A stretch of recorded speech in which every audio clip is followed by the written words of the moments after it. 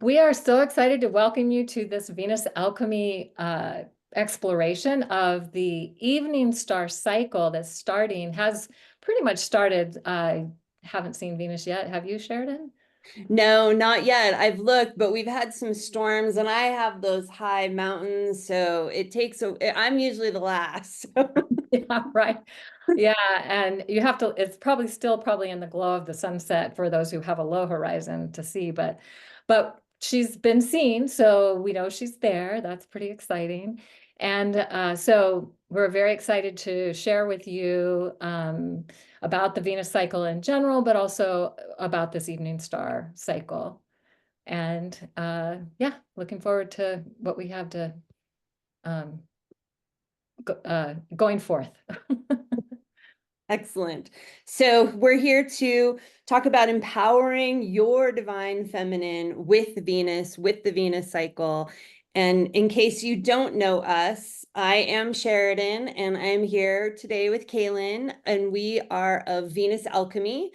And we are both alchemical astrologers. That's our focus. Our focus with astrology is around the alchemy and the transformation that is possible for us when we're connecting into our astrology charts, and specifically today, Venus. And we are all about facilitating the divine feminine energy. And that's why we love working with Venus, because Venus is our divine feminine planet, and connecting with her cycle is a amazing way to like consciously tune into what's going on with the divine feminine and help encourage that energy and remember that energy and come back to it. Is there anything you want to add to that, Well, Kaylin? just to also say that everyone, I don't care what gender identification you have, has a divine feminine aspect within them. So this is speaking to that.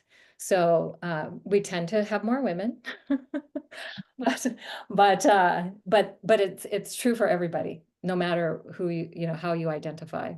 Yes. So we thought we'd start, we like to, it's kind of like a way of creating some sacred space and inviting the energy to come and join with us and be with us as we go through the content that we have created for you. And so I just invite everyone to um, tune into your breath and maybe even place your hand on your belly or down low, where, you know, we're going to be coming in, to the root chakra of the Venus cycle, which as she's rising up out of the underworld. So, or wherever's comfortable for you, and just allow these words to inform you, because really everything we're going to talk about is kind of summed up here. Okay. Beloved goddess of mystical magic and mystery, you who are within me, the part of me that knows, the part of me that is aligned with my inner divine authority and divine guidance. Thank you for your guidance, support, and assistance, supporting me and letting go of all that no longer serves my true self. You who are filled with the power of heaven and earth, mighty in your message of joyous creative living, mighty in your courageous willingness to die to your false self and live authentically from your true self, no matter what. Thank you for helping me transmute the burden of all the ways I do not fully trust myself, know myself, or remember my true divine inheritance. Thank you for reminding me not to take myself so seriously and to have more fun. Great, wise, and powerful goddess within, you who truly knows all life is sacred. Thank you for guiding me to act in ways that are loving, kind, and authentic, supporting me in gratefully embodying radiant health and well-being, and genuine self-love, self-acceptance, self-confidence, and self-approval in ways that benefit and celebrate all life everywhere. It is done, it is so, and I give thanks. Blessed be. Thank you.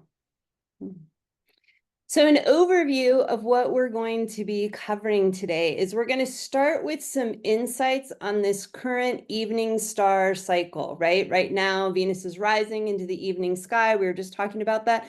So we're going to touch into some insights of what's going on right now, especially for those of you that have been with us before. And then we're going to get into talking about Venus from the Venus alchemy perspective. It's different than a traditional view.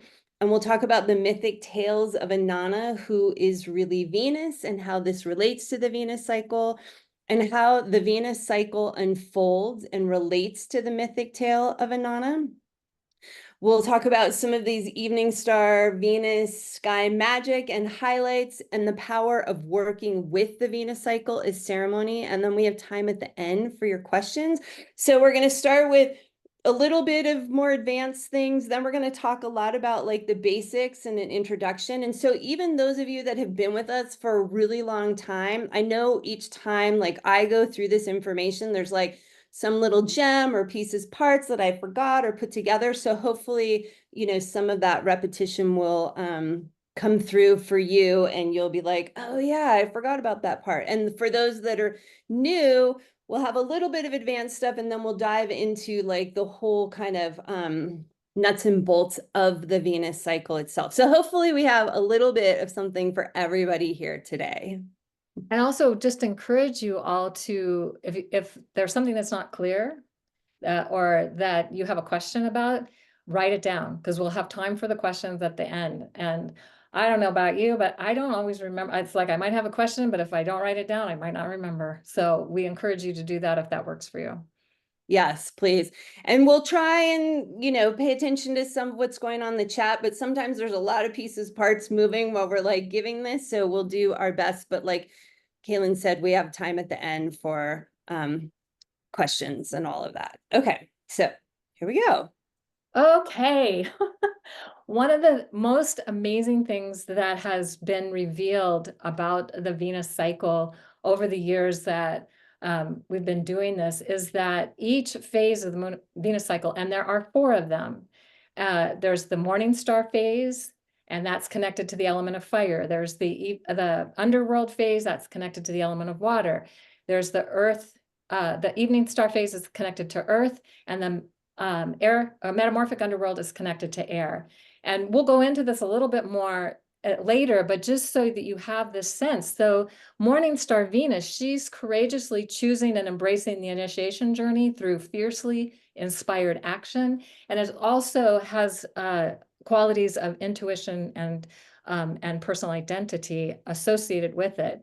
And so if whatever sign you have Venus in, you add fire if she's morning star. If you have an underworld Venus, whatever sign Venus is in, you add a water element. So if you happen to have Venus in a water sign, it's double water. It's even more watery.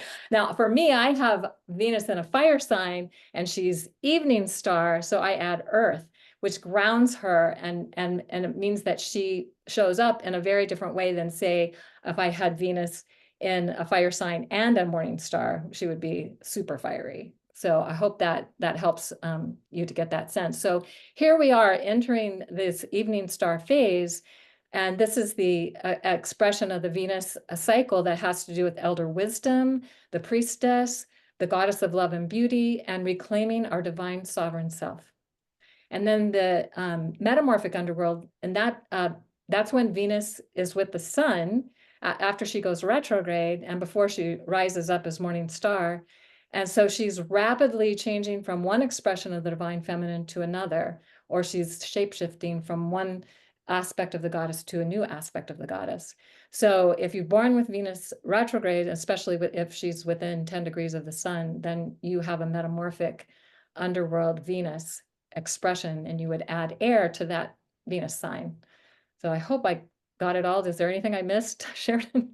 Just that the underworld part, the Inanna underworld, is what we're coming out of right now as we're moving into this evening star phase. And this, because this is my signature on my Venus, and my Venus is in Cancer, I'm double water Venus here. It's about its feelings and emotions, and it's the time of embracing and transforming our shadow work, and then dying to our false self to be reborn to our true self, which is the time that we're coming into now. And like Kaylin said, we're going to go into this in more detail in the coming slides as well. Yeah, this is just to kind of give you a sense. And also, because we are entering into the evening star phase, what is the intent? So each phase there's more to the intent than what we just kind of gave you a big broad overview of that. But if we add Earth to the evenings, there's an earthy quality to the evening star phase, and it's connected to the physical realm. We could say that it's the earth signs, Virgo, Capricorn, Taurus, Virgo being the priestess, Capricorn being the wise one, and Taurus being the love goddess. And also the intent has to do with integration and synthesis of the wisdom gained from the underworld initiation. And to be a practical service, that's very earth. Earth life loves to be practical. To strengthen and cultivate embodied love, to embody the sacred, of course, that's Virgo's favorite thing, and then to invite others to embrace their own initiatory journey. So basically, Venus, when she is rising up, it's like she wants to rise up with everybody. She wants us to all rise up with her, so to ascend. And so she's transformed by her descent and the underworld experience. So she invites us to join her in the evening star initiation, reclaiming, revitalizing, rejuvenating, and renewing ourselves by adopting and integrating a whole new, healthier, and more vibrant way of being. That's the intent. Yay, I'm so excited.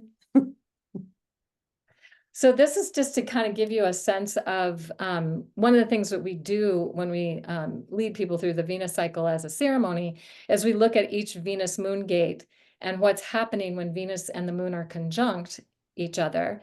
So on August 5th will be the first gate, and Venus and the moon will be at 1 degree Virgo, very close to the star Regulus, and you can see that over where the moon and Venus and Regulus and Mercury is also going to be very close, all there together in the constellation of the Lion. Now, just something people may or may not know is that Regulus was in the sign of Leo, the seasonal sign of Leo, for 2,160 years. And in late 2011, it shifted into the sign of Virgo. And over 26,000 years, every seasonal sign will be overlaying this star. Pretty cool. So it's now in Virgo. People think, it's in the Lion, and the Lion is also called Leo, so people get confused. But when we have planets in early signs of Virgo, they're with this royal star. And that's something we'll go into even greater detail when we do the live class. So one of the things that I find fascinating about this is like, okay, Venus, the moon, Mercury, and will be with Regulus on August 4th, but probably not visible. And part of that is because Venus is still in the afterglow of the sunset. So she's bright enough to be seen, but Regulus probably won't be bright enough, and Mercury probably won't be bright enough. And the moon we might see. So that's something, this is one of the things we kind of geek out about, is getting to go and see these things and be witness to what's going on in the sky.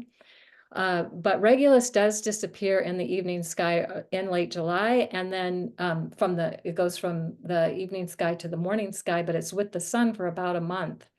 And then it will reappear a little over a month. It'll reappear in the morning sky in early September. So the exact Sun Regulus conjunction is every year around August 22nd. So the best time to see Regulus is in the spring, to see it in the evening sky. But come September, we might be able to see it in the morning sky.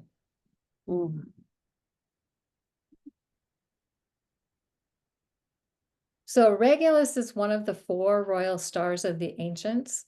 There are Regulus, Aldebaran, Antares, and Fomalhaut are the 4 royal stars, and they mark the 4 directions, and Regulus marks the direction of the north, and is considered by patriarchal culture to be masculine symbol, the lion, the lion constellation. So it's, but we would like to say it's just as easily a lioness like Sekhmet, and it's associated with royalty.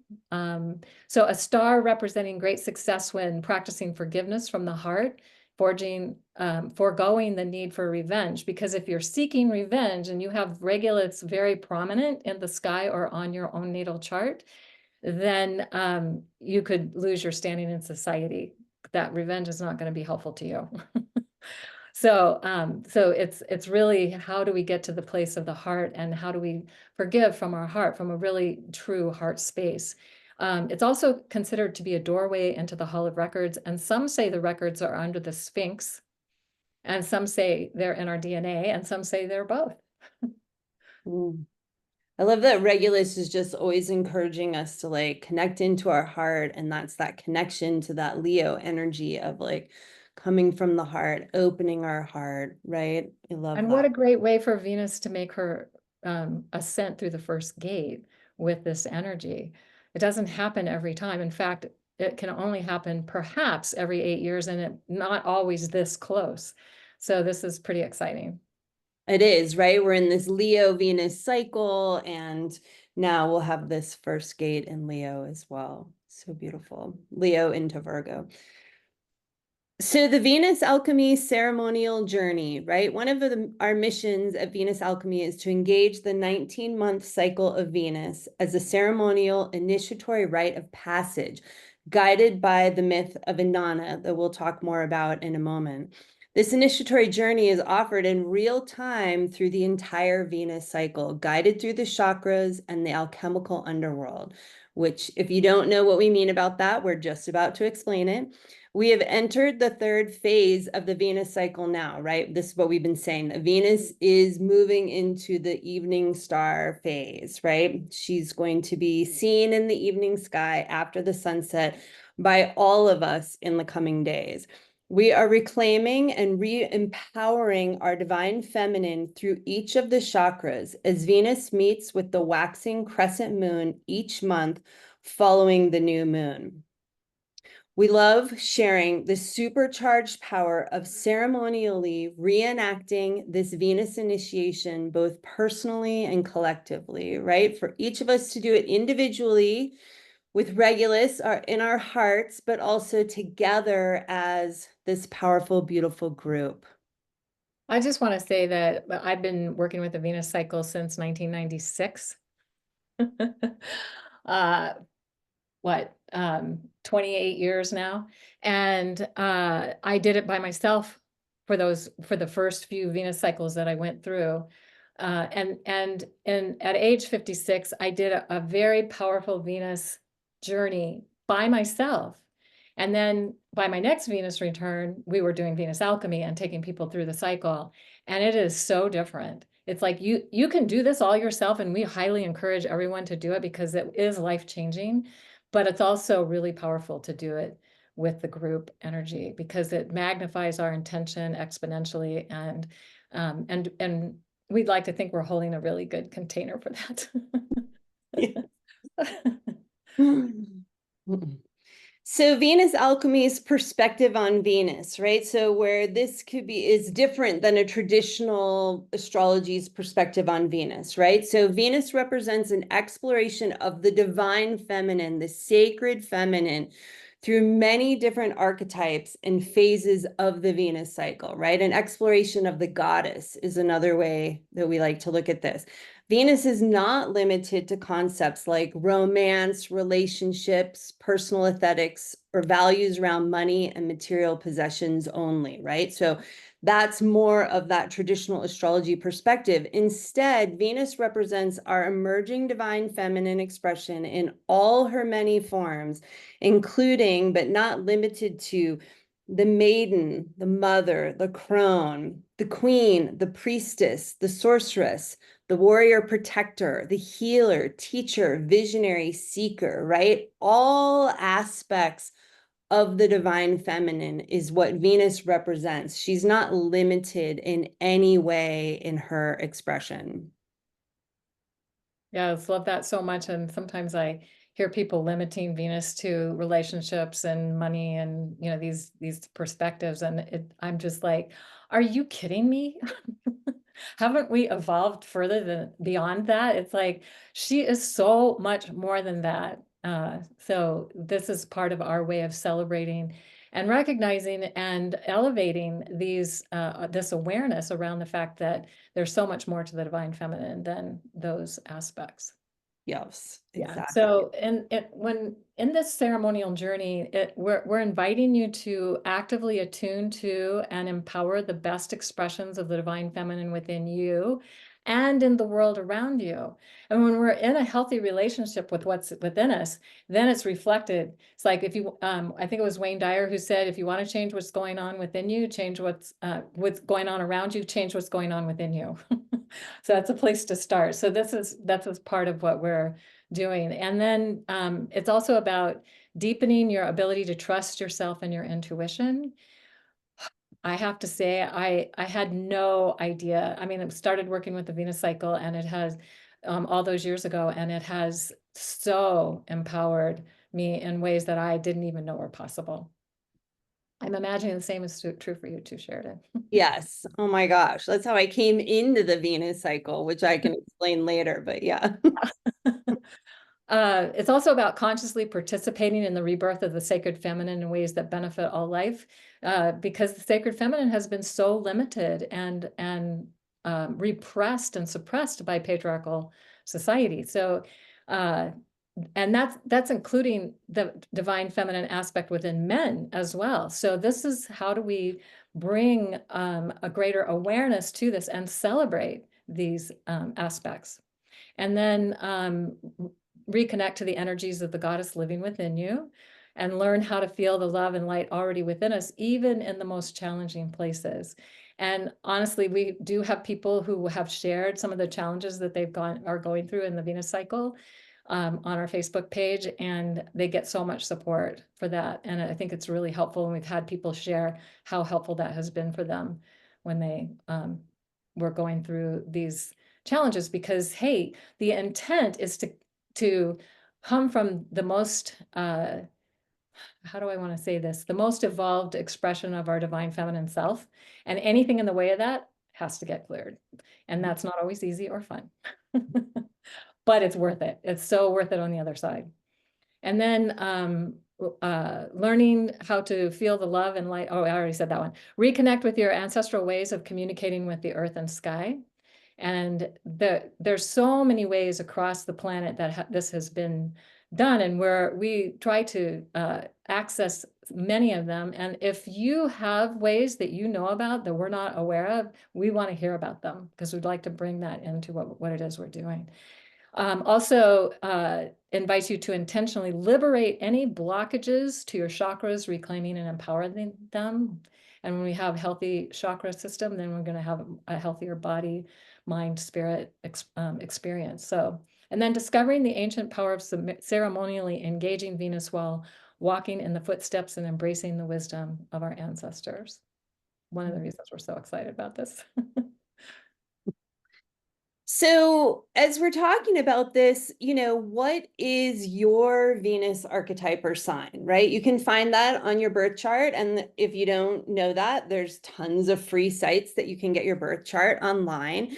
But that's the starting place, right? What is your intended divine feminine, right? The expression in this current life, the version of the goddess that you are here to embody and empower, right? We start with the sign, and then there's lots more to it. Like Kaylin said, like what phase were you born, morning star, metamorphic underworld, you add that additional elemental component to it, as well as like which cycle you were born in. There's a lot to the Venus signature, but starting with the sign, the archetype, what aspect of the divine feminine goddess are you here to learn about, here to express and help evolve, right? So we're learning about our Venus signature.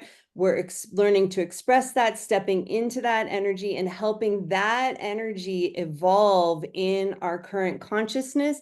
And what aspect are you here to midwife back into our human consciousness, right? So our Venus signature is such an important part of, for us personally, but also collectively, in how we are shifting out of that patriarchal mindset and bringing the feminine back into her fullest expression and power. And just something to know, and you may already know this, but it's a good reminder, is that the archetypal energies evolve through us. They need us to evolve. And we need them so that we know what it is we're evolving into ourselves. So it's like this relationship. And when we're aware of it and we're choosing to align with that and to allow that to be part of our expression, that's when great magic can happen in our lives. And we can start living the life that we're really meant to live. We can have a more joyous experience of this life here. So at least that's been the experience I've had.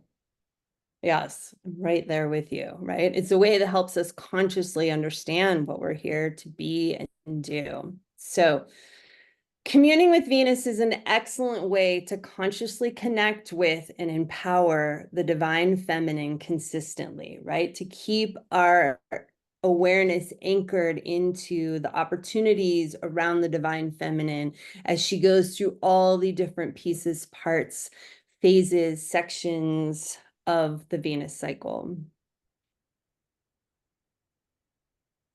And the way we have chosen to work with this cycle is to connect with the oldest written story we have that we know of on Earth at this time, and that is the descent of Inanna. It's really the descent and ascent of Inanna.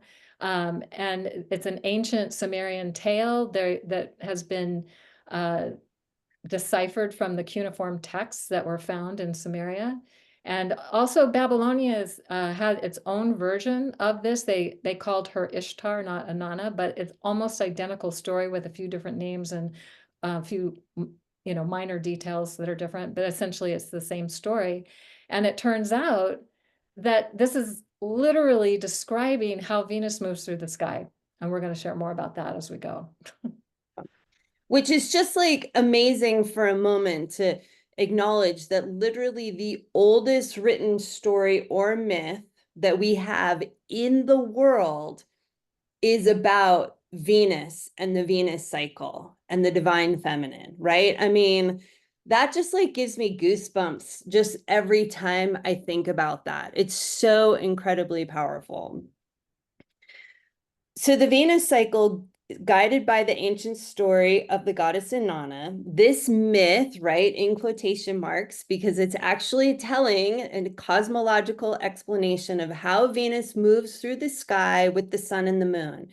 It is a brilliant explanation of how the Venus cycle works. The Inanna descent and ascent story is a literal description of how Venus moves through the sky every 19 months. The goddess Inanna, Venus, descends and ascends through 7 gates associated with the 7 chakras. It is a myth with massive implications for our current time because it describes the collective descent into and renewal out of the patriarchal culture. It inspires our personal initiatory death and rebirth process as guided by the divine feminine. And as we go through it, you'll see, but the whole cycle takes us through this initiatory death that brings this rebirth, right? And that's where we are in the cycle right now, is this rebirth, always guided by Venus and the divine feminine.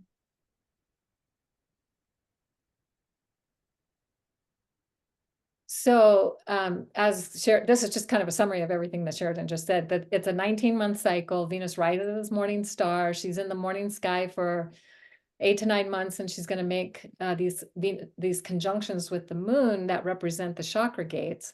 And then she goes into the underworld, and she's there for anywhere from 60 to 90 days, where she's in a death process. And then she rises into the evening star, where she's going to be for 8 or 9 months, and she's going to make 7 or 8 conjunctions with the moon, representing the chakra gates. So she descends down through the chakra gates from the crown down to the root chakra, and sometimes the earth star chakra. And then she ascends back up from the root chakra to the crown chakra, and sometimes the soul star chakra at the 8th gate. And then goes into the metamorphic underworld. She goes from the evening sky, quickly shifts and pops back up into the morning sky, and starts the whole 19-month process over again. And so the meta goddess for the entire cycle is the sign, the seasonal sign or astrological sign that Venus rises in at the start of the cycle. as morning star. And that happened in August, I think it was August 19th of 2023. Venus rose as morning star in Leo. So we are currently in the cycle of the divine feminine that is about how do we reclaim healthy self-love and our sovereignty and our ability to be whole and complete unto ourselves. So this is what the journey, so anything in the way of that is being addressed in the morning sky, and then reclaiming a healthy relationship with that in the evening sky. So here's just some visuals to help us understand and see these 4 phases, right? So the first one, the morning star. Here you see Venus in the morning sky. We're facing east ahead of the sunrise. And here is just an image of this, a photograph that I took at Joyful Journeys, the amazing hot springs near, not too far from me, of one of those gates, right? That crescent moon with Venus in the morning sky ahead of the sunrise. And this is part of what we're tuning into, is going out in the sky and actually connecting personally with these different aspects and phases of the Venus cycle. And then next is the underworld. Something to be aware of is that the ancient cultures that created these stories, they were tuning into the Venus cycle and they came up with the stories. It was like, that was their download. That was their inspiration for how to stay connected. Because if we remember that we're informing the mysteries as much as they're informing us, because we are the mysteries, as we engage with this, it empowers us to be more aware, but it also allows us to have more of a direct connection to the magic and mystery that's unfolding before us.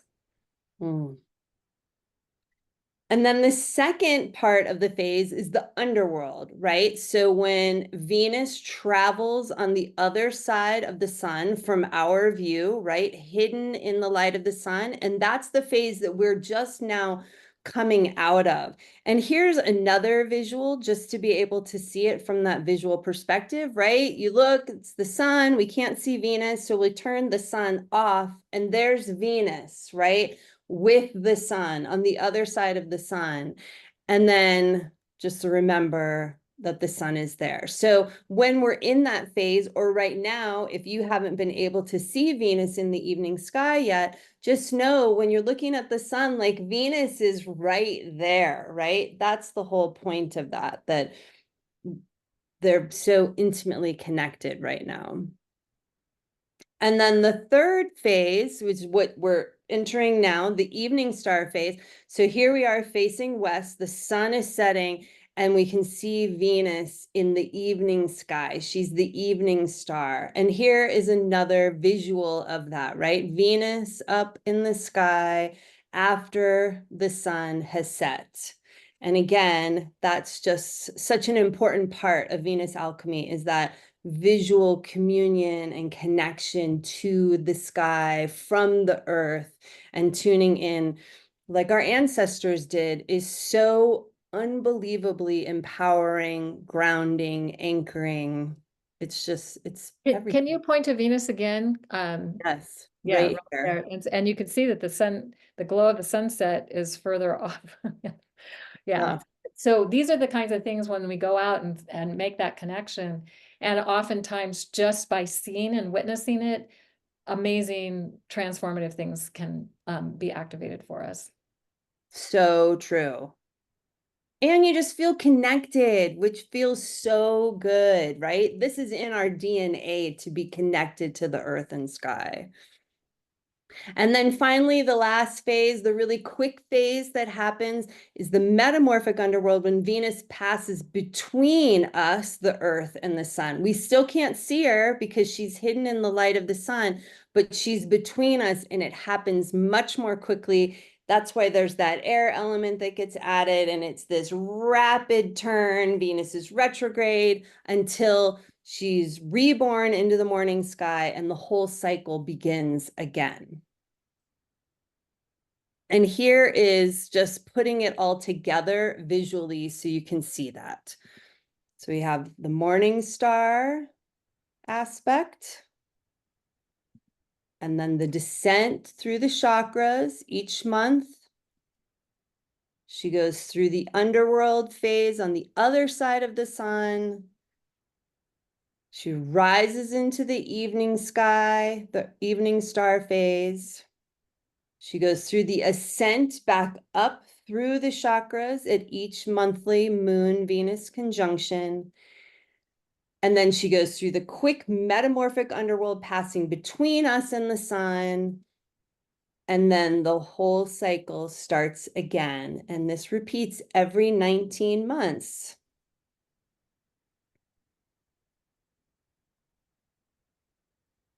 So now we're going to look at the timing for the 4 Venus phases.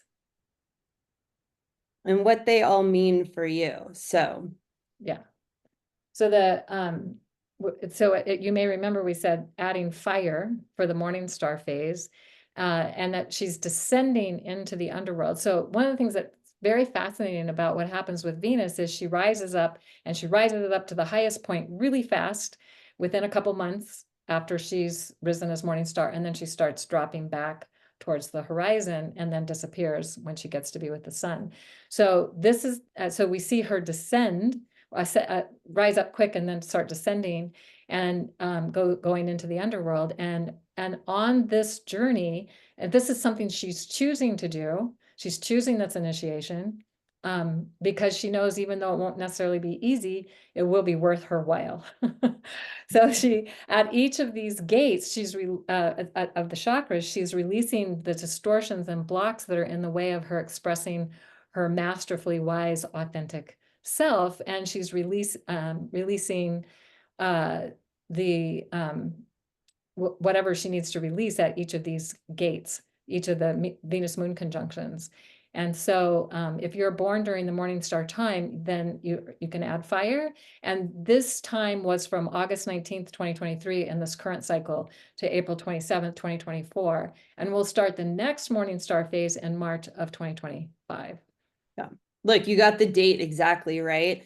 You always do that. How do you do that? I marvel at your like memory with the dates, Caitlin. Oh, if I could only remember other things so well. Well, I'm impressed with that one. So.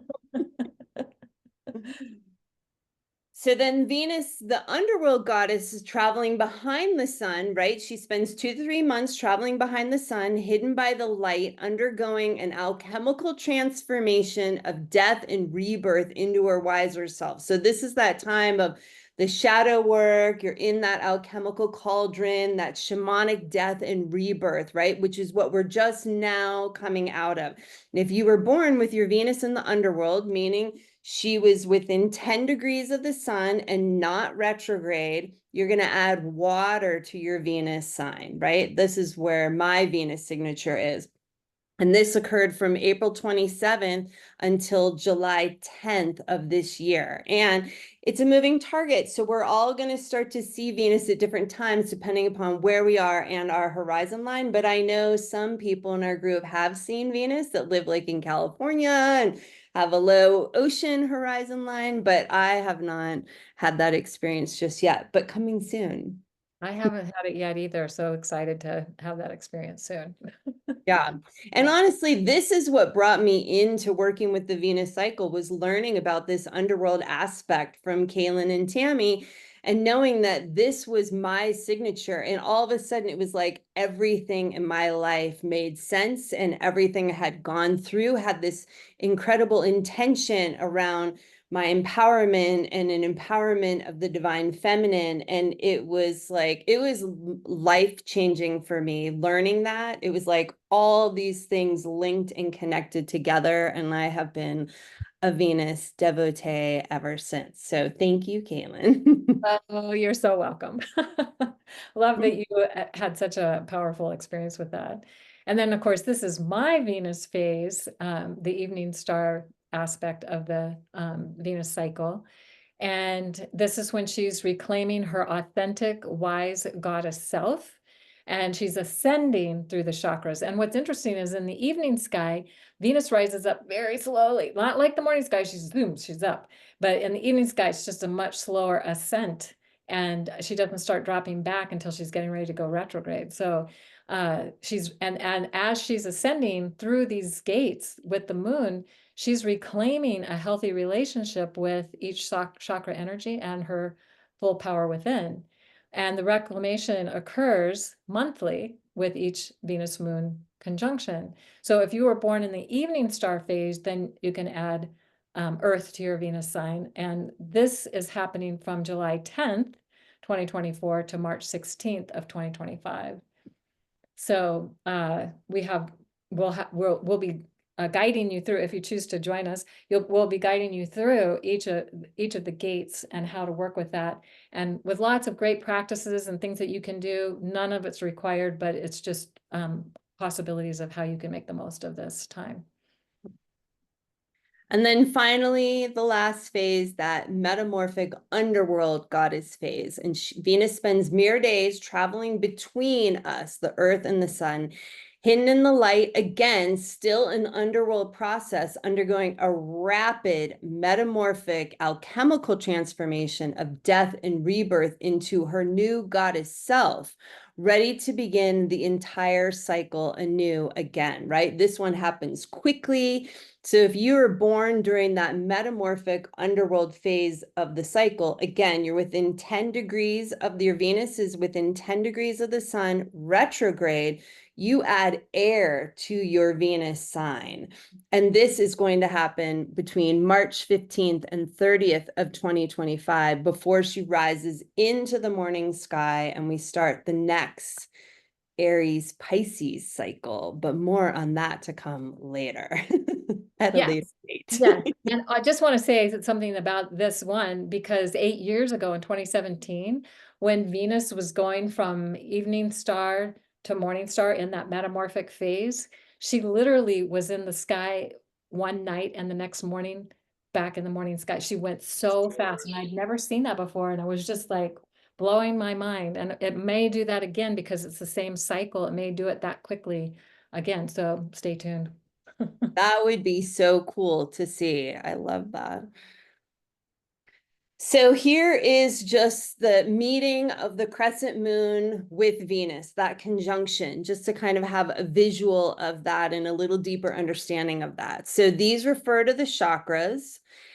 And in the morning sky, it's the descent, right? We move down through the chakras, like Kaylin said, from the crown down to the root. And in the evening sky, where we are now, is the ascent. So we start at the root and then go to the sacral chakra and move up to the crown over each one of the months. And something you might find fascinating is that when Venus meets with the moon in the morning sky, the moon is losing light and she's losing her vestments in the Nana story. She's losing her vestments that represent the chakras. And so how perfect is that? And then in the evening sky, the moon is gaining light. And so you can see that they're different shapes of that crescent moon. The moon is gaining light and she's regaining her vestments. It's so brilliant. It's just mind-blowing. It is. It's just so cool how it's like before the new moon in the morning sky and after the new moon in the evening sky. It's just, yep, those ancient Sumerians, they were amazing. So were you born in a chakra gate, right? If you're born in the underworld like I was, we don't have a chakra gate. But if you're born with your Venus in the morning or evening star, you do have a chakra gate, right? Or so you might have a chakra. You probably have a chakra. Well, yeah, good point. Because sometimes you might have Venus as a morning star, but she hasn't met with the moon yet. So you're kind of in that in-between phase. That's something we explain a lot more about in the Venus Signature series. Or if you're in the evening sky before she's made a first gate conjunction, then you're kind of in that in-between as well. And if you're retrograde, well, you probably don't have a chakra gate there either. And that's where we are. We're in this in-between time right now. And I definitely am like feeling that for sure. So descending down the chakras for morning star, we just talked about this, and ascending up the chakras for the evening star. So Venus with the two underworld phases represents that alchemical cauldron of death and rebirth, right? Transformation and change is like the main signature on our charts around the Venus cycle specifically. So here's just a couple visuals, a little bit larger, just to see, like, it's such a beautiful sight to see morning star Venus meeting with the moon. This was at the Earth Star chakra in August of 2022. And then here is the evening star Venus with the moon at the sacral chakra, June 11th of 2021. But it's powerful to be out there. And, that's why I brought these images, these photographs that I took in, is just to see, like, it just feels so good in the body and the soul to be there with this and making this connection to this sacred event that's happening in the sky that, like, all of our ancestors were paying attention to and connecting to, and were guides for them through their lives. I love these images so much, Sheridan. They're just really good. And that there's the images cannot do justice to what it's like to go out and see it in real life. Just Yeah. saying. Totally. Agreed. So we have some upcoming highlights for the evening star, and these are just a few of them. And we're just going to kind of mention them because they also add to the experience of the evening star cycle, and each cycle has its own unique experience with what's going on in the sky. So Venus has come out of the underworld on July 10th, and it entered Leo on July 11th. And so that's the cycle that we're in, is the Leo cycle, and Venus has now come back to Leo as she's moving into the evening sky. And it just tends to work that way. It's not always precise, but so seems pretty precise this time.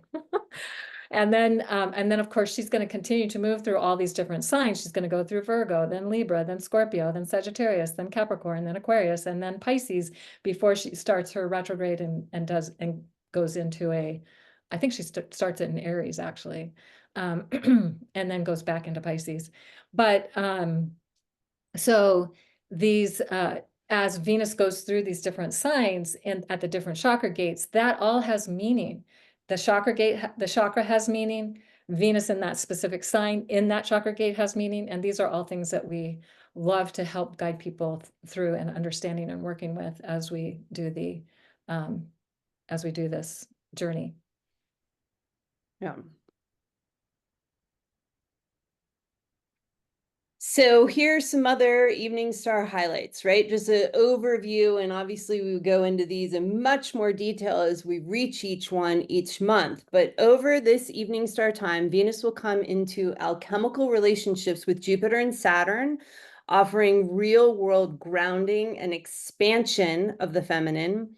Chiron and Pluto offering deeper alchemical healing of the feminine.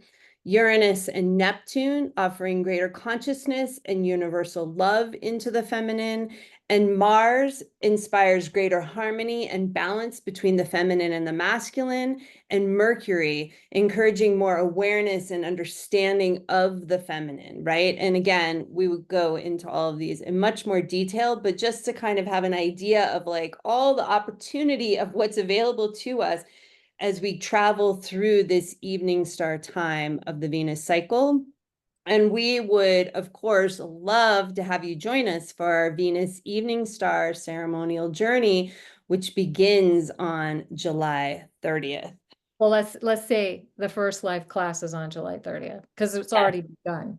Yes, good point. Thank you. Yeah. So the Venus journey as ceremony, and again, we'd love to have you join us if you're feeling a calling of the goddess and the divine feminine within. And you might consider these questions. Are you desiring a deeper sense of self-love and personal sovereignty as an expression of the divine feminine within you? If so, we'd love to have you join us.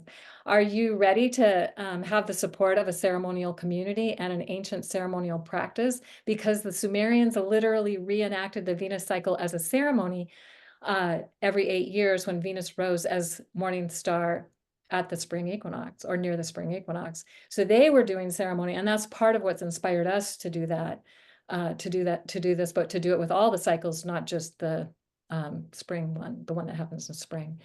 And so the ceremonial practice that is honoring the divine feminine to support you and connecting with your own inner wisdom and intuition? Or are you interested in direct and personal, empowering experience of Venus and in the evening star phase, including the possibilities encoded with the keys to personal and planetary ascension contained within the story of Inanna? Or are you feeling guided to engage more with Venus in your astrological chart to empower yourself, or all of the above?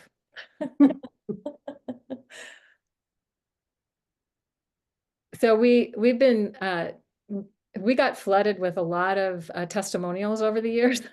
I just grabbed a few of them just to kind of give you a sense of how this has been impactful for other people. And so Isa says that, wow, this Venus journey has been really a deep journey into love and connection with my grandmothers and my essence. I'm loving each minute of this course, the videos, the meditations, the songs, and all the treasure. When I enter to the materials, I feel I'm entering the treasure chamber. I'm so excited as a child in Christmas Eve because every time I discover something new, my soul gets so much nourished. Thank you, gracias, gracias, gracias, love and gratitude, Isa. And do you want to do the next one? Sure. So Karen sent us, I am so thankful for this online course. Without it, I would be going through all of this and I have no idea why or that others were experiencing similar things or how to handle it all. Oh my gosh, I'm so with you, Karen. So I know my higher power, the grandmothers, my angels, and all supreme beings are watching out for me. Plus, what an amazingly powerful Facebook group. I am awestruck at the caliber of people responding and sharing. Wow, as a teacher, to have this kind of response between students was always considered the best. Oh, I so agree. I sense that something truly remarkable is happening here, and I'm looking forward to see how this all turns out for us. It feels very magical. I believe we are in the embryo stages of a miracle. Oh, I love that. Thank you, Karen. And then Nancy said, OMG, the classes you are doing are simply amazing. Almost too much to keep up with in the between time of the underworld. You two are doing such important work, in my humble opinion. With all we're doing with this signature series and Venus Journey class, I want to say it's not like it's not already crazy with being full into my Venus return, coming to know I'm born at the 8th gate and what that does to how I understand myself and effing doing it. Loving myself and knowing that I rock. Leo, Venus, overtone, Nancy. And Pam Blue says, I just want to share what profound value this journey you organize carries for me. Thank you for your investment of time and experience, and mostly for holding the space for this intimate connection with self and skies to take place. I'm gaining such gifts and insight, and not only sense my own changes, but sense the divine support and guidance by my side in such a tangible way. I remain grateful beyond words. And then lastly, Robin says, I feel I really did some deep throat chakra clearing during the journeys for the throat chakra descent class. It feels like it may have cleared lineage issues for me in this chakra. Always amazed and wowed by all of the beautiful work you two Venus vision carriers are bringing forth. Oh, thank you all. That's just a tiny sample. Oh, it's so touching. Thank you. So this Evening Star Venus ceremonial journey, what you will receive is monthly live 90-minute classes with ceremonies for each chakra gate, and we record them for replay. So that's where we're going to dive into and talk about all the specific intricacies of what's going on each month and at each chakra gate specifically. Videos about each chakra gate and how to work with them. Beautiful handouts with star maps for the Venus gates, chakra information, ceremonial suggestions, and more. Suggested deepening practices or home play, right? None of it's required, but it's just different things. If something resonates for you that can help deepen your connection to this part of the cycle and what you're going through. An option to have a Venus buddy, so someone that you can be assigned with to go through and talk on your own timing about your experiences and what you're each going through. We have a private Facebook group where you can post insights, ask questions, and get support, as well as see what others are sharing. bonus videos describing the Venus cycle and how it relates to the Inanna story, and bonus audios, meditations for each gate to support your journey. So there is a lot of bonus material available for you, which you can dive into as much or as little as you feel called to. So join us for the Evening Star Cycle. We would love to have you join us. So the early registration special is $240. It's regularly $300, and that early bird special will end on July 30th. Our first live class and ceremony is on July 30th, coming right up. So you can learn more about the Evening Star ceremonial journey through venusalchemy.com, just under the classes. But also this is a live link that you can click on when you get the PDF as well. 2024 Leo Venus evening ceremony is where all the information is. Anything you want to add to that, Kaylin? I think that sums it up. Okay, so that's all we wanted to share with you today. Thank you so much for being here with us. Venus blessings and love to you all. And you can see at this picture, one thing we didn't even talk about is that the Venus cycle makes this 5-pointed rose star every 8 years. There's just so many special things about the Venus cycle, and we're just so grateful to have you all here with us today. And We also, we're going to take a few minutes to take questions now too. yes, So yep, exactly. if you have questions, we'd be happy to answer. Yeah, so I'll stop the share and we'll open that up, and you're welcome to, I'll start to look into the chat to see if there's questions there that we can answer, and you're welcome to put any questions you have in the chat, but you can also raise your little avatar hand or just unmute yourself and ask your question as well. We're pretty informal around here. So let's look and see what, if there's any questions coming through. Wow, look at where everyone's from. Oh, I love that. I have just a quick technical question. Yeah. The live class on July 30th, what time is that at? The $1,000,000 question that I keep having to like send these like emails out because I keep like goofing this. Yeah, sorry to all of you already signed up. Normally we don't send a bunch of correction emails. It's just been a weird week, but the first class is at 10 a.m. Pacific time. And that's Okay. listed on that that page where you can learn and see where all the classes are. If you're interested, all the dates and everything's on there as well, just FYI. Yeah, Thank and we often provide people with a time zone converter if you need help with that, because we have people all over the world. So if you don't know what 10 a.m. Pacific time is in your part of the world, that we like to provide a link to a place where you can go find out. Thank you. Thank you. Zita, I see your little hand up if you want to unmute yourself.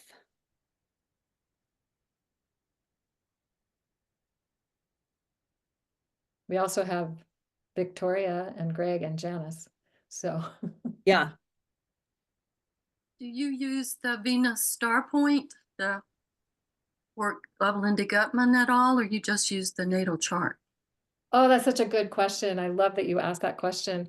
So, and Ariel talks about this in her book, and I appreciate that she talks about it. She was simplifying the Venus cycle down to when Venus is conjunct the sun, either retrograde or direct.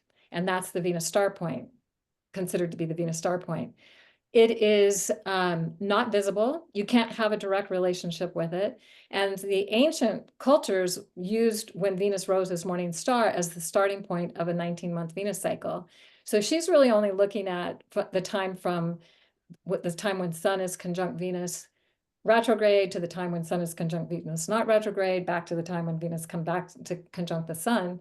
And it can have meaning, and anything we put our focus and attention on can have meaning. But she does talk about how she was choosing to simplify the experience, and I think it really helped people get into this idea that there's more going on with Venus than than just the sign Venus was in when she was born. So that was, I think that's really helpful in that regard. But I have talked to people who say they don't relate to their Venus star point at all. But they do relate to the what we call the meta goddess, the sign Venus was in when she rises up as morning star, as the overarching theme for the feminine, the divine feminine over the 19-month cycle. So that's just been our personal experience, but not to say that the Venus star point is not significant. We just don't put a lot of emphasis on it. I mean, we focus on the exact conjunction for sure, but we are looking at how Venus is moving through the sky as we go through the ceremonial journey. And then if you're asking about on the natal chart, you're looking at your individual Venus signature. Those aren't necessarily the same things, but obviously they'll have like crossover as we start to pass through it. Does that answer your question? A little bit. And are we meeting, it looks like a few days before the actual gate, so we have time to be and with the sky. Exactly.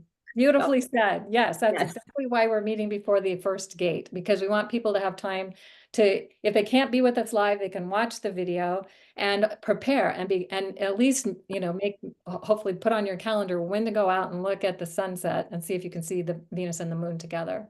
Because sometimes that's all we really need to do. Rather, it's like we don't have to get really fancy and do big ceremonies. We can if we want, but just being present with the Venus moon conjunction, either the day before, the day of, or the day after the exact point, can be really powerful.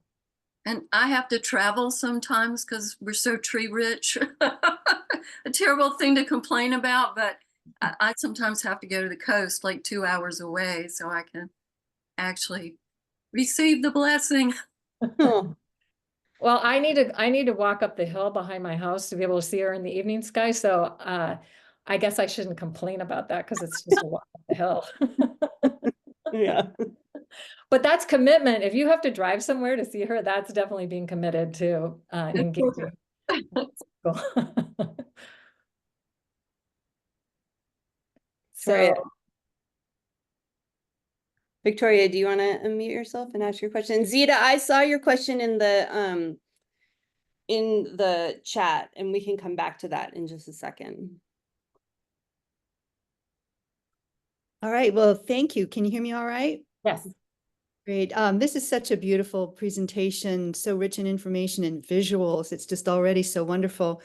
I don't really understand what you mean when you say, well, I know that my Venus is the evening, emerged as the evening star phase.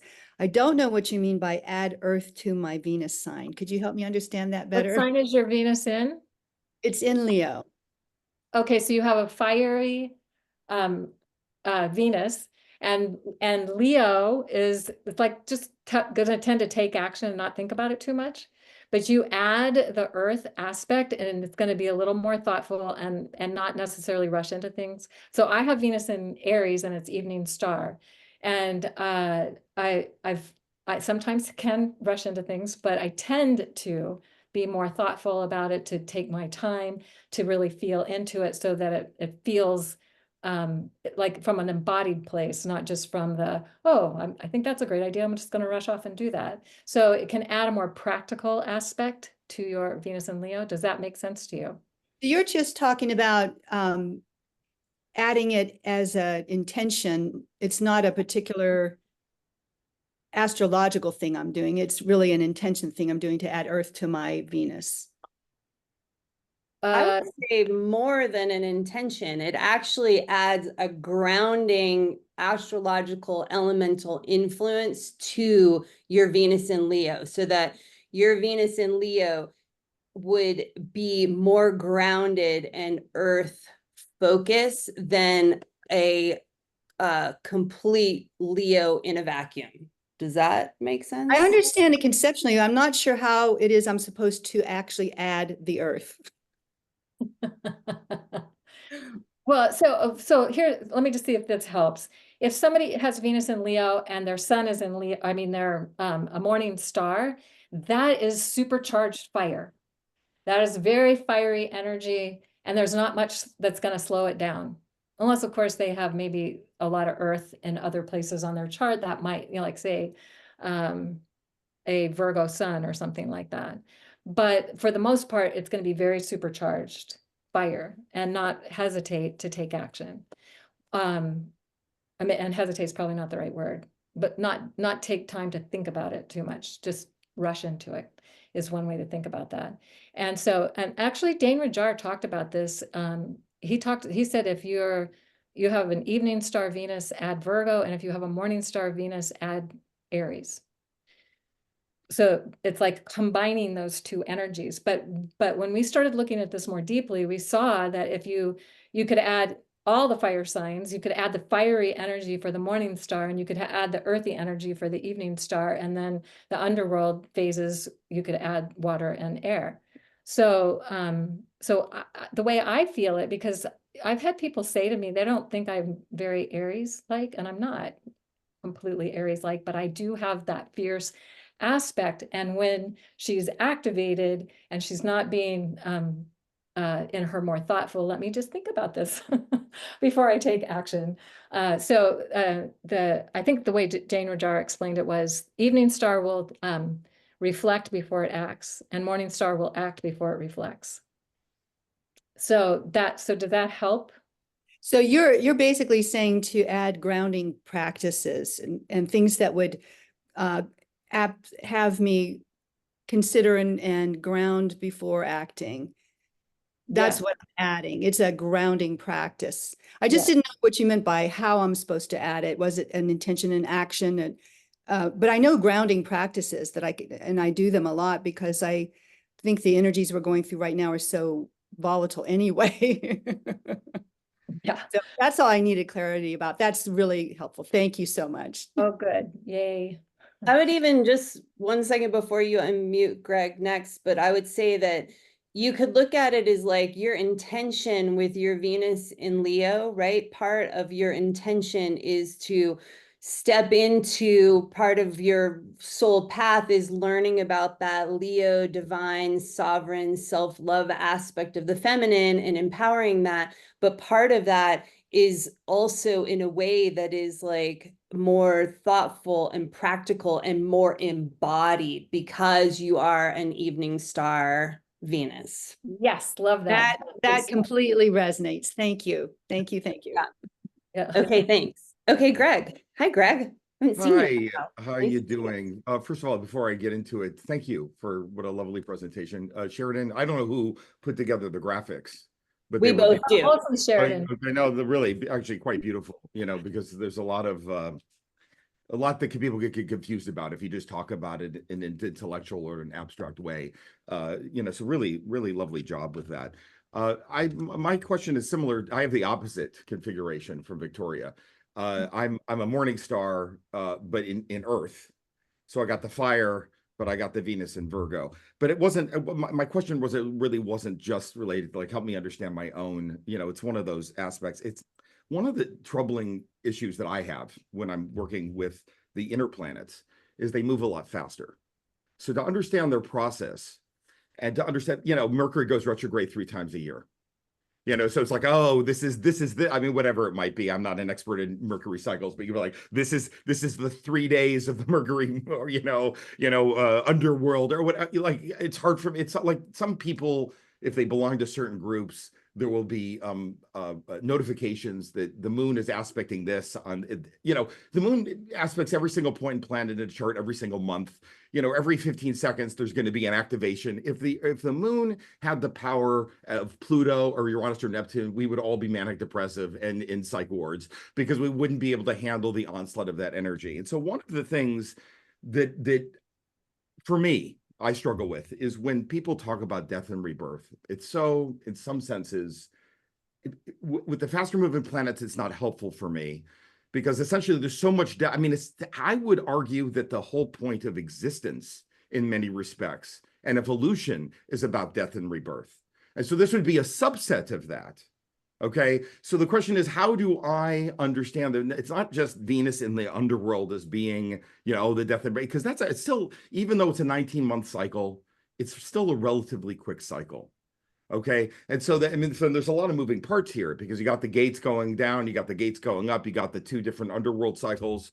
Right now we're going through, Pluto moving from Aquarius back into Capricorn, later back into Aquarius, and it's already made that dance a little bit before. We have, there's a lot going on. We don't know. We have Chiron that's conjunct. It's going through the United States Chiron return right now. There's a lot of underworld nonsense, in the ether. And for me to overstate or place that on Venus when I might be perceiving it from something else. And even like Sheridan, you said, oh, when I understood I was a double water, it changed everything. And so my question is like, how? Because I think the real, not that anybody's going to take one course or have a 1-hour seminar and say, Eureka, I now understand the meaning of Venus. I'm healed, hallelujah. Wouldn't that be nice? But I think that kind of betrays, the whole point of why we're here.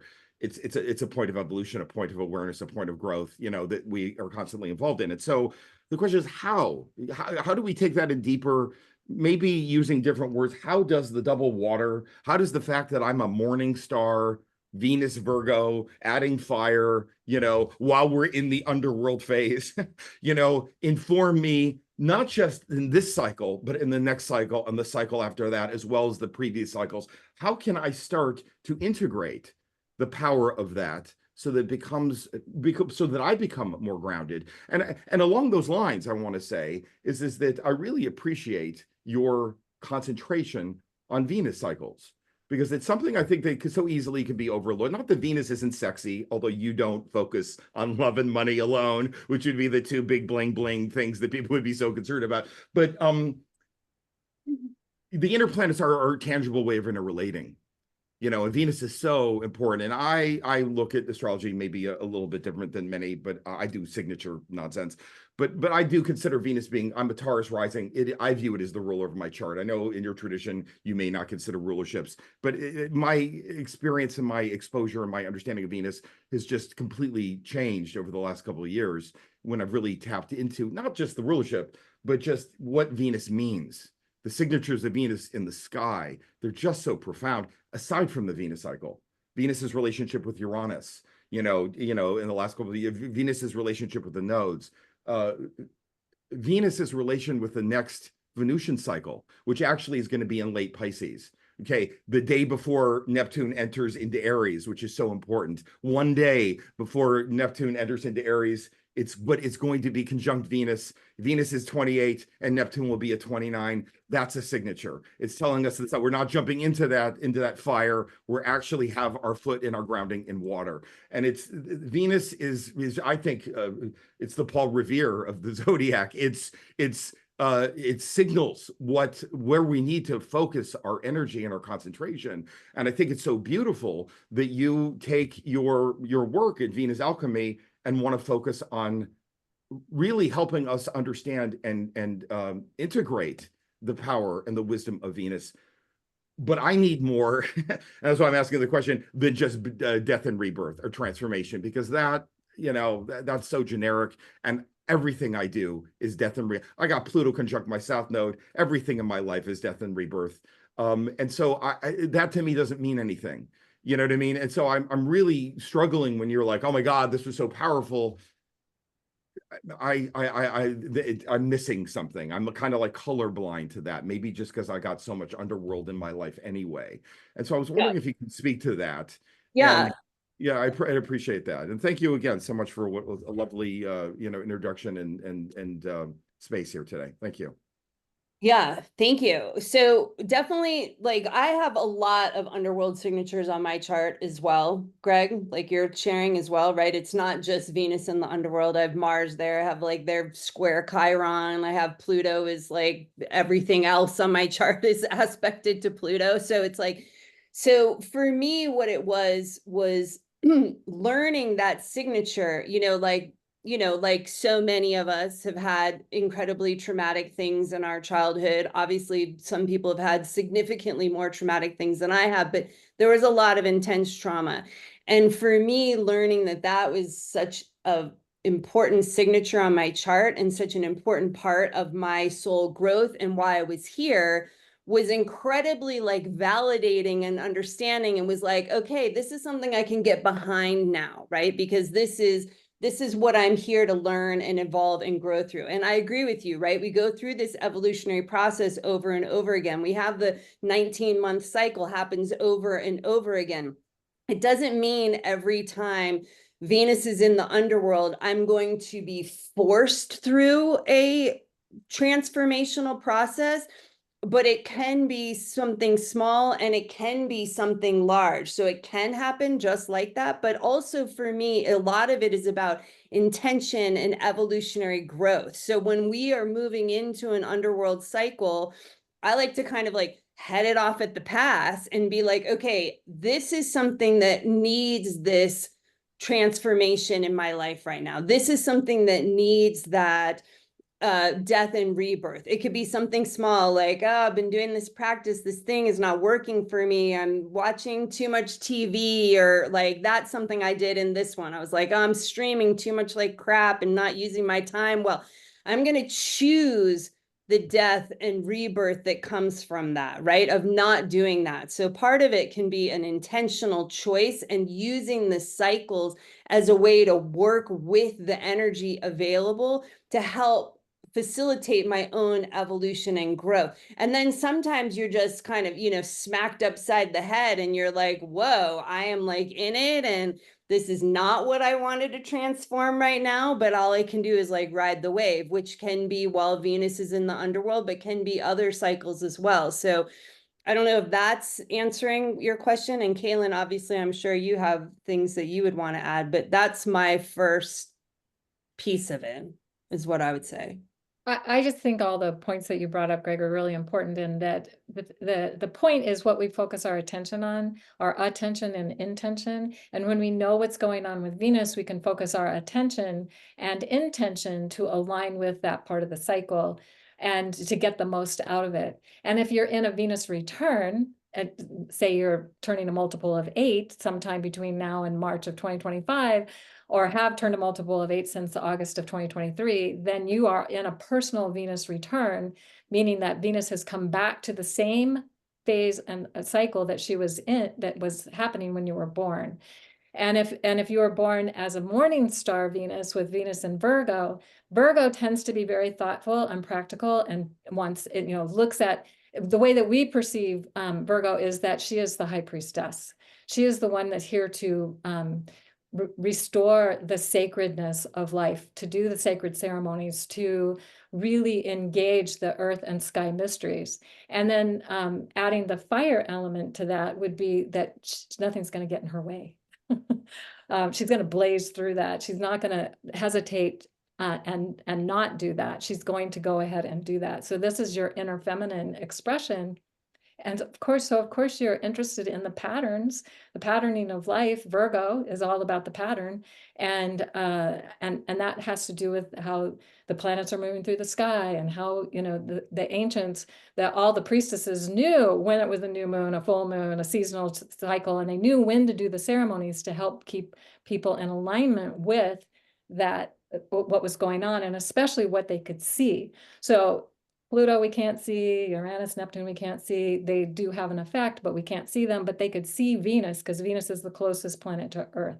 And so they put a lot of focus and attention on that, because she has her, you know, her descent into the underworld. She has her underworld phase. She has her ascent out of the underworld, which is the initiatory process that we all go through at some point.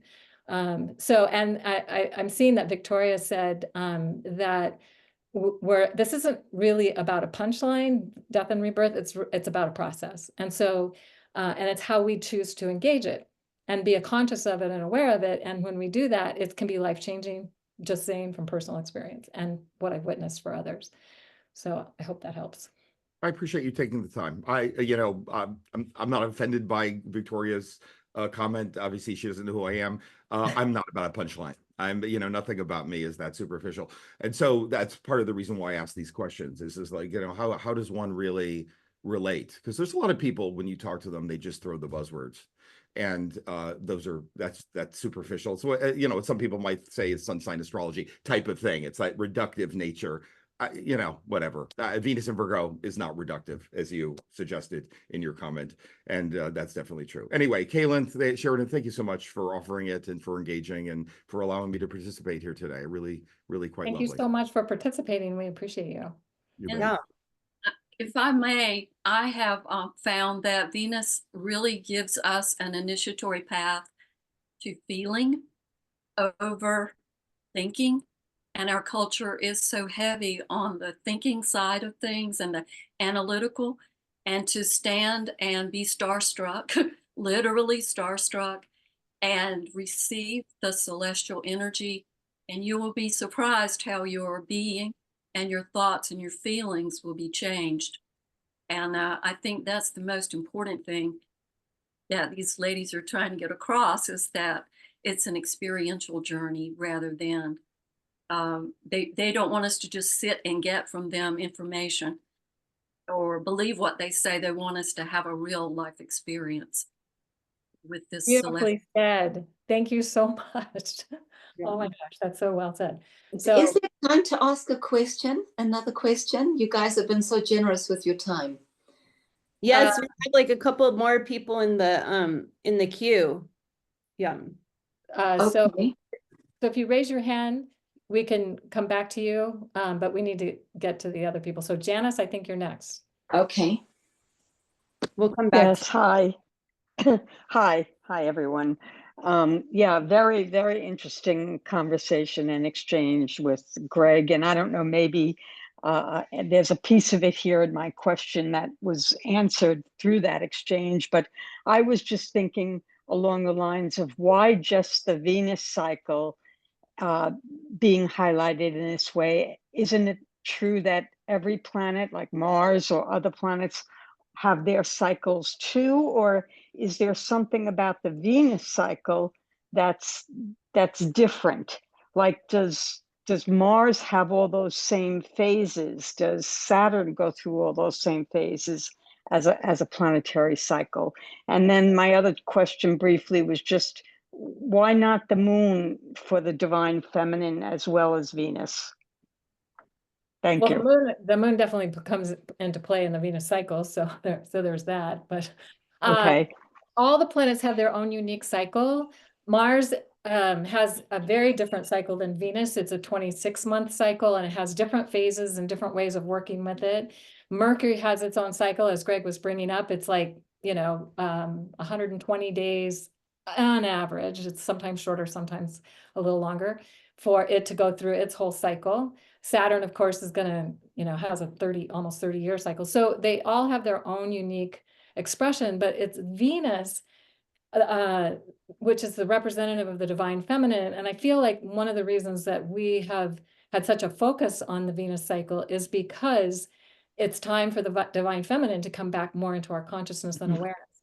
And so, so when we can really honor and celebrate her cycle and really work with her and bring that energy up. And this is for women and men, because we've all had challenges in really expressing what our divine feminine energy is. So coming into a place where we can be supported for that and to be celebrated for that, that changes everything. Thank you. Thank you. That makes so much sense, because I don't think if I considered signing up for this, if it wasn't also applicable to, the men and the divine masculine, it wouldn't for me be something I'd be interested in, because I think this is a time where we're trying to not have just like the feminine now take over, where we're trying to not have the patriarchal. I think it's a time of, coming to appreciate the balance between the divine masculine and the divine feminine.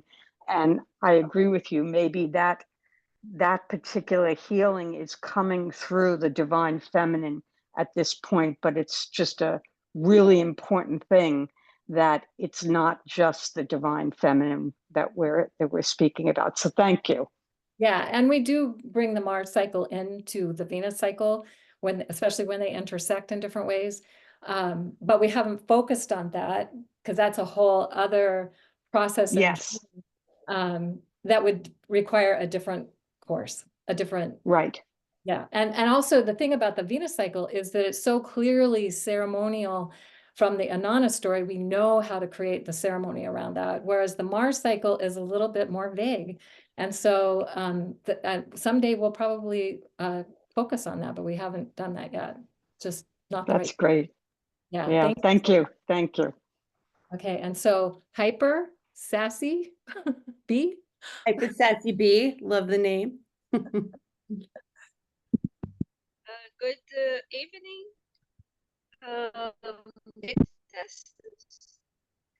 My name is Mariana. I'm from Brazil, and because of AI, I was in another webinar, and I put this code. Can you hear me? You're hard to hear, but we're hearing you, but it's just a little challenging. Okay, I will try. My English is better to understand than to speak. So excuse before. It's an honor and pleasure this participate this fate meeting with you, Kaylin, and Sheridan in this holy container. First of all, I have some notes, and after confirmation, I would like to have about the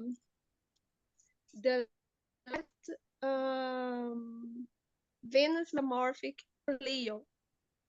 I will change the question first is I'm going to just ask you if you could maybe type your question into the chat because we're having trouble hearing you, and or email us with your question and we can answer later. But we're just, it's just, I can't understand what you're saying. So I don't know if you can, Sheridan. Can you understand her? No, I'm only catching like pieces.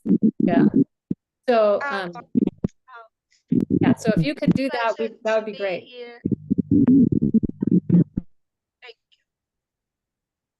Yeah, if you can, I don't know if you have access to typing, but if you could type it into the chat, that'd be great. Okay, thanks. All right, Ariana.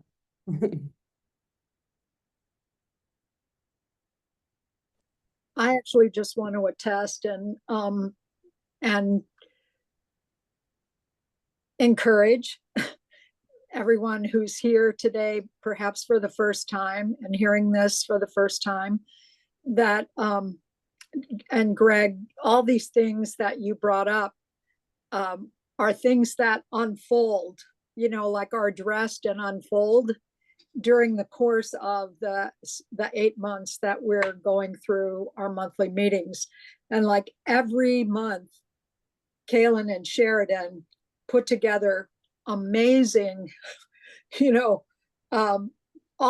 everything that's happening in the sky, they highlight it and they give us the dates and they talk about how it relates to our process that we're in as a group focusing. But then if you understand your own chart, then there's an even deeper connection that can happen. And it sounds like, Greg, that you do have a grasp of your chart. So I just wanted to encourage, you know, people to, you can't even imagine from this presentation, so much richness that comes every month. And there are so many suggested resources that help, that we can choose for ourselves what kind of practice or activity to incorporate into our process. You know, it's rich, rich, rich with offerings that way that have been accumulated over lifetimes of experience, but also over the 20 years of unfolding the Venus journey for us. And so I just wanted to say that. Thank you, Ariana. You're the best. Maybe people would think we paid you to do that, but no, we didn't. I can't be Thank paid. you so much. It's so appreciated. And yes, thank you. Oh, it's just, you know, I mean, that's all I'm going to say about that. Thank you so much. And I'll now close my door here so other people can speak their questions. All right. So we've got Rachel's iPhone. Hi, can you hear me okay? Yeah. Okay, I'm sorry, I'm not able to use video right now, so. I have a pretty simple question, but it's a little confusing to me. I'm trying to figure out, what kind of a star my Venus is. And, I just wasn't able to tell we went through the first information rather quickly, and I was taking screenshots and everything and trying to figure it out. Some of the descriptions, I was like, okay, that's definitely not me. I know that my Venus is at 17 degrees of Aquarius, and it's not within 10 degrees of my sun, which is at Aries, it's either 2 or 3. I'm sorry, I can't remember because my sun and moon are both Aries. So how would I figure that out? I apologize for not getting it right away. So just knowing that your Venus is in Aquarius and your sun is in Aries, your Venus is a morning star. Oh, okay. Yeah, because that means Venus is rising before the sun. And yeah, so the evening star, Venus, the sun will set and then Venus will set after the sun. So that's one way. So just when you think about it, it's like if it's in the sign before the sun, then it's probably morning star. If it's a sign after the sun, then it's probably evening star. Okay, that makes perfect sense. Thank you. I'm sorry that I wasn't able to get that. No, it's completely fine. We didn't really explain that. We do go into more detail about how to figure that out in our Venus signature series. But we were just trying to mostly introduce this concept. So yeah. Thank you for Thank asking. you so much for your time today. And this was all really fascinating, and I would love to, and financially, I'm not able to. So that's why I just wanted to get this little bit of information, because otherwise I would definitely try to join you for the ceremonial and everything for the extended period of time. I really appreciate your time. Thank you. So welcome. Yeah. It's deep stuff. It takes lots of time. So don't feel like you should have been able to get that at the beginning of this presentation, Rachel, just sharing that. So I wasn't expecting that. I just was like, Okay. I just want to get this little bit of tidbit so I can at least sort of start to get the very basics of how to work with adding sort of bringing in the practice or the embodiment of the element that you're supposed to add with your own. And Yeah. thank you. Beautiful. Thank you. All right. Dulce, hi. Hey, thanks so much.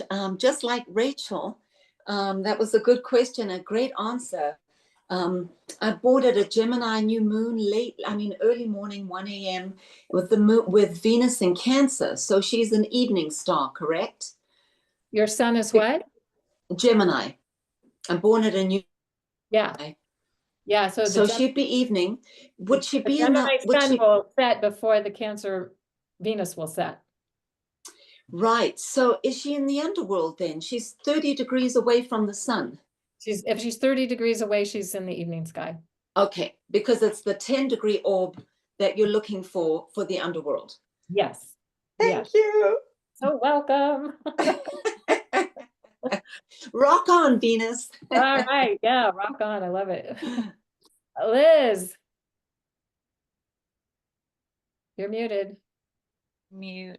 There you go. Yay. Yay. Aloha, everybody. Oh my God, I'm so excited.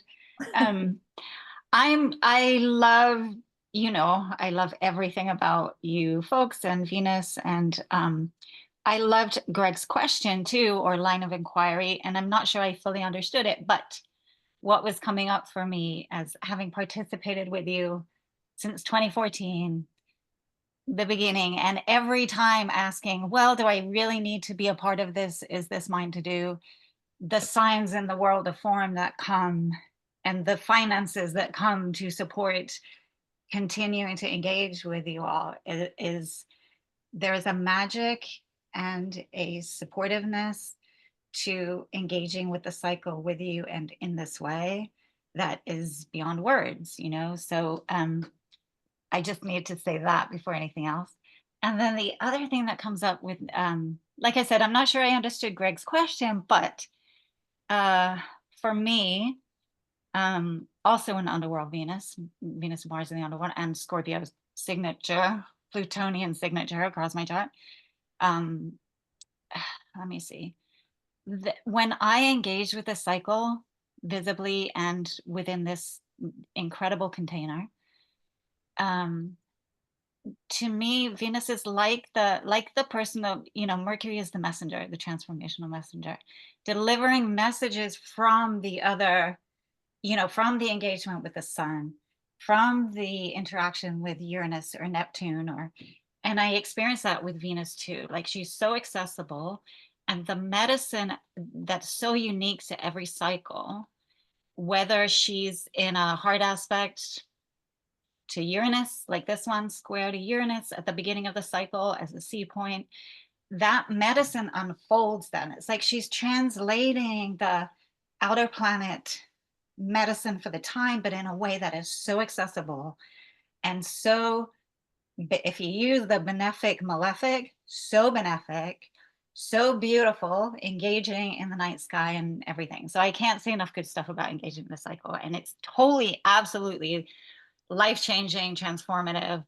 And I love what Sheridan said. I'm Venus, Mars, Sun, and Gemini, and learning that, same thing for me, same experience, like learning that that's my natal Venus, the underworld. Everything suddenly, boom, fit. Like, my life made sense, and it gave me a doorway to surrender to my personal intent for the current lifetime. So, and that's reflected multiple places in my chart. Like, Plutonian medicine is learning the art of surrender over and over and over and over again, and learning death and rebirth over and over and over again. So when we align with our personal intent and signature for Venus, like, it opens the door to the rest of the chart, right? Like everything. So anyway, just thank you. So looking forward to it. Thanks, Liz. Oh my gosh, I so like relate to everything you just said so completely. I really appreciate that. That was so well said. Thank you. And we love you. Yeah, so much. So last thing, Zita asked the very first question, but she couldn't unmute, and she just wanted to see where on the 5-pointed star the different signs were. So I opened up another, like, one of our presentations and grabbed a quick slide. So Zita, I'm gonna like share that to show you right now and answer your question here. So you can see, oh, sorry, it's like got animations on it, but see, so here you can see all of the constellations, right?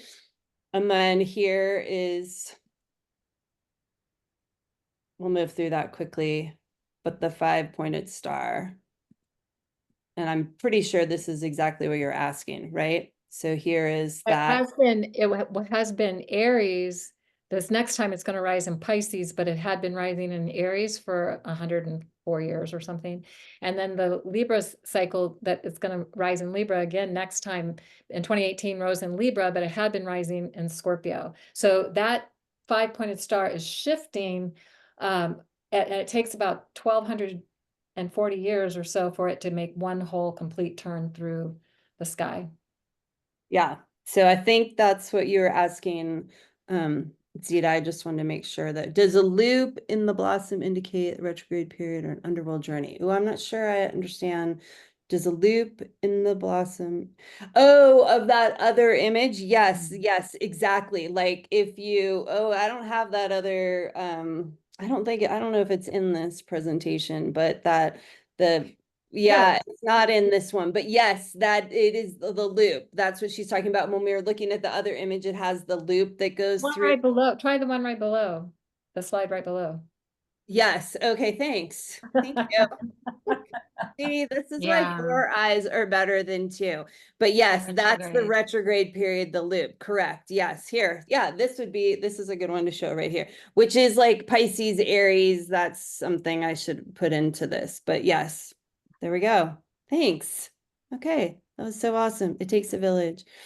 Yes. Okay, I think that's it. That's all the questions and comments. We got through it all. Yeah, thanks, Zita. Thanks for asking that. Thanks, everyone, for being here. We so appreciate all of your questions, comments. We're all like learning here together, and I love that.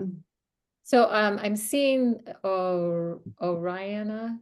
She said something. She was hyper sassy bee. Yeah. Was the last metamorphic am I not reading it all? A major point for the Venus cycle on southern hemisphere? Not Yeah, sure. 19 was the closest to the spring equinox. Oh, because it would have been closer to their spring equinox, yeah. Because they're opposite seasons. Maybe that is what. Yeah.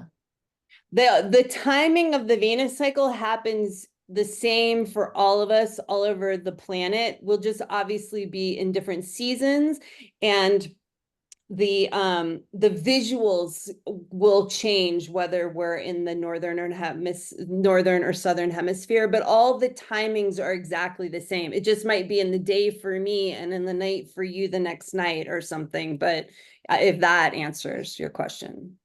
And we do try to give some star maps that will show the difference of what you might see in the southern hemisphere as opposed to the northern hemisphere, because it will look different, but the timings, as Sheridan's saying, is exactly the same.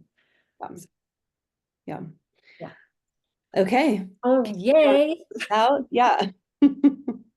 So thank you all for being here and for sharing our passion with us. You can tell we really love this. And yeah. And if you feel called, we'd love to have you join us, and we'll look forward to connecting down the road. Yeah. Thank you all so much. Wishing you well. Can't wait for all of us to see Venus in the evening sky. Lots of love. Bye. Thank you. Thank you. Thank you. Thank you. Thank you. Thank you.